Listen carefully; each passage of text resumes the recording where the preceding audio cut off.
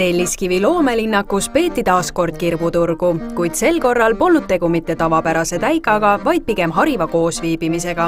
Lisaks kauplemisele sai kuulda tuntud inimeste säästu- ja kogumisnippe ning inspireerivaid lugusid. Kui lähed tööle, et võta kodust tee endale võileivad valmis ja võta kodust veepudel kaasa, need kaasas kantavad pudelid. Võib-olla igale poole ei pea taksoga sõitsma või proovi rohkem jala ja jalgrattaga liikuda. Et sellised igapäeva asjad, mis nagu alguses tunduvad, et palju ma siit ikka kokku hoian.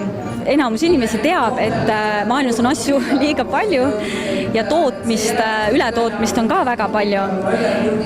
Et ma tõesti usun tõenäoliselt naiivselt, et võib-olla see, et kui mina jätan, ütleme keskmiselt 3 asja kuus mõnest kiirpoeketist ostmata, siis teeb see aastas 360 asja ja et 10 aasta peale 3600 asja ja et kui meid oleks näiteks 100, kes niimoodi mõtlevad, siis teeb see juba 360 000 asja ja et äkki niimoodi vaikselt me tegelikult seda käitumist saame muuta.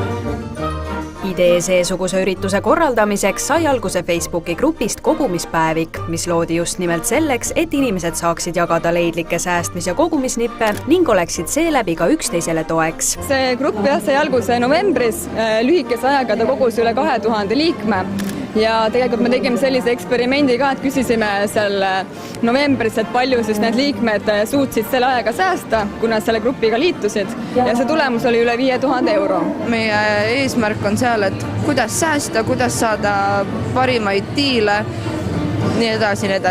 Kui üksi teed, siis sa võid natuke laisaks muutuda, enda pealt tean. Aga kui sul on keegi, et davai, teeme kas või teeme võistlused, kumb ennem jõuab või siuke, et sa tekitad endale selle motivatsiooni juurde ja selles grupis on see väga hästi olemas.